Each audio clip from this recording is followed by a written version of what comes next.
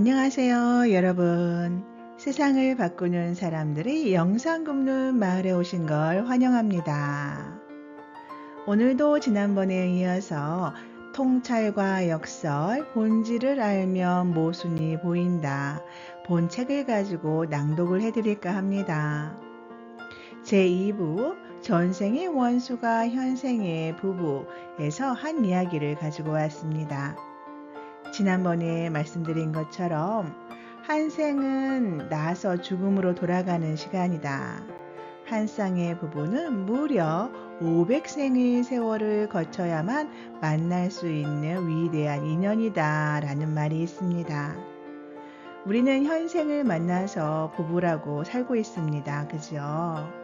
그런데 그 부부가 바로 500생의 세월을 거쳐서 만난 또 하나의 인연이 연결고리가 됐네요.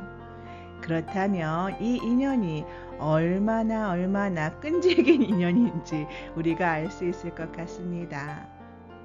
네, 오늘의 이야기 시작해 볼까요? 부부 사이에도 요구와 거절하는 방법을 알아야 한다. 부부 금실이 좋은 집안에는 항상 밝은 기운이 흐르고 에너지가 넘쳐서 온기가 넘친다. 부부 간에도 지켜야 할 예절이 있다. 과거 한국 남편들은 매우 가부장적이어서 부인을 함부로 대하는 경우가 많았다. 그렇지만 요즘은 남녀평등 시대라서 옛날처럼 부인을 대하다가는 첫 번째 이혼 사유가 된다. 그럼 부부간의 예절에는 어떤 것이 있을까? 첫째는 누가 돈을 벌든지 집안일에 대해서는 그 역할 분담을 분명히 하는 것이다. 두 번째는 상대방의 입장에서 먼저 생각하는 것이다. 세 번째는 약속을 반드시 지키는 것이다. 사실 부부 생활은 요구와 거절의 연속이다. 예를 하나 들어볼까? 부인이 집에만 있다가 남편에게 전화를 걸었다. 오늘 퇴근 후에 우리 외식할까? 남편은 퇴근 후 친구들과 술 약속이 있어서 부인의 요구에 망설였다. 나 오늘 친구들과 약속이 있어. 정말? 무슨 술자리 약속을 그리 자주 해? 잘못은 사전에 약속을 하지 않은 부인에게 있는데 오히려 화를 낸다. 이것은 부부간에 예절이 없기 때문에 생기는 일이다. 부부간에 요구와 거절을 할 때에도 겸손과 미덕이 필요하다. 남편이 부인의 요구를 들어주지 못할 때는 여보, 내가 당신이 원하는 것을 해줄 수 없어서 미안해 라고 말하고 또한 부인은 미안하기는 왜 미안해요 하면 된다. 이런 부부는 서로가 존중하고 신뢰하기 때문에 다툴 일이 거의 없다. 상대방의 지나친 요구에도 내가 못해주니까 미안해요. 이렇게 말하면 절대로 싸움이 일어나지 않는다. 당신 왜 그래? 내가 그 돈이 어디 있어? 좀 벌어줘봐. 라고 말하면 일순간 분위기가 험악해질 수밖에 없다.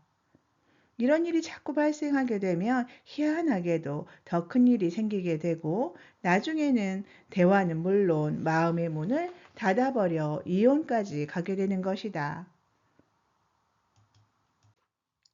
특히 많이 배운 부부들이 더 그렇다. 이들은 서로가 잘나다 보니 고집이 세고 자격지심이 강해서 양보는커녕 조금도 지지 않으려고 한다. 심지어 매일 대화도 없이 남같이 산다. 이들은 자주 싸우는 부부보다 더 위험하다. 왜냐하면 싸움보다 더 무서운 것이 바로 무관심이기 때문이다. 말이 안 통하면 나중에는 답답한 마음을 바깥으로 다 쏟아내 버리게 되는데 친구나 혹은 다른 여성을 몰래 만나서 갑갑한 마음을 토로하게 된다.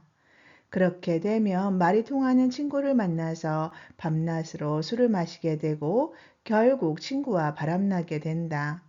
심지어 여성을 만나게 되면 진짜 바람날 수도 있다. 부인의 경우도 마찬가지다. 바람이라고 하니까 얘기하는데 남녀가 만나는 것만이 바람이 아니라 친구들과 시도 때도 없이 만나는 것도 바람이다. 이것을 친구 바람이라고 한다. 퇴근해서 부부가 함께 있어야 할 시간이 하루 3시간이라면 한쪽이 밖에서 보내는 시간이 평균 70%가 넘으면 그때부터 문제가 생기게 된다. 부부가 날마다 퇴근 후의 시간 중 30%를 할애해서 함께 보내면 절대로 불화가 일어나지 않는다. 그런데 한쪽이 자꾸 바깥으로 도는 집안은 냉기가 흐를 수밖에 없다. 왜 그럴까? 남자와 여자가 밖에다 기운을 모조리 쏟아버리니까 집안에서는 내놓은 기운이 하나도 없기 때문이다. 그러면 집안의 기운이 다 식어버리게 되면 그때부터는 부부에게 각종 사고가 생기기 시작한다. 말하자면 대화가 넘치고 웃음꽃이 피는 집안에는 늘 좋은 기운과 에너지가 흐르지만 부부간의 대화가 끊어지면 에너지도 끊기고 집안에 나쁜 기운이 흐르게 된다.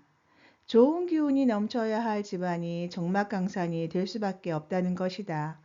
그렇게 되면 남편은 냉기만 흐르고 나쁜 기운으로 차 있는 집으로 돌아오기가 싫어진다. 이로 인해 몸에 병이 생기고 나쁜 일들이 집안에 자주 발생한다. 심지어 부부 사이에도 냉기가 흐르고 그때부터는 같이 있을 필요가 없어진다. 부부는 하나의 인격체이다. 인격은 인간이 가지고 있는 성품이다. 부부 금실이 좋은 집안에는 항상 밝은 기운이 흐르고 에너지가 넘쳐서 온기가 가득하다. 그런 가정에는 병도 생기지 않고 하는 일마다 잘 된다. 하지만 부부 사이가 나쁘면 인격이 온데간데 없이 사라지고 년놈 소리만 집안을 쩌렁쩌렁 울리게 된다. 이쯤 되면 오돈복도 도로 가버린다. 그래서 무엇보다도 부부는 서로 신뢰하고 존중하는 것은 물론 금실이 좋아야 한다. 네, 여러분, 오늘은 여기까지입니다. 책 소개 잠시 드리겠습니다. 통찰과 역설, 본질을 알면 모순이 보인다. 저자 천공, 발행처 마음서재이고요. 오늘의 이야기는 2부, 전생의 원수가 현생의 부부에서 가지고 왔습니다. 네, 여러분, 오늘의 이야기, 부부 사이에도 요구와 거절하는 방법을 알아야 한다 편이었습니다. 부부 사이란 요구와 거절이 항시 있는 사이이기도 하지요. 그러한 요구와 거절을 어떻게 하느냐에 따라서 서로에 대해서 마음이 상하기도 하고 서로를 더욱더 신뢰할 수 있게도 되는 것 같습니다. 오늘부터 여러분 앞에 있는 남편에게 아니면 와이프에게 어떻게 요구와 거절을 해야 하는지 한번 생각해 보시는 건 어떨까요? 여러분, 오늘도 기쁘고 즐거운 하루 만드세요.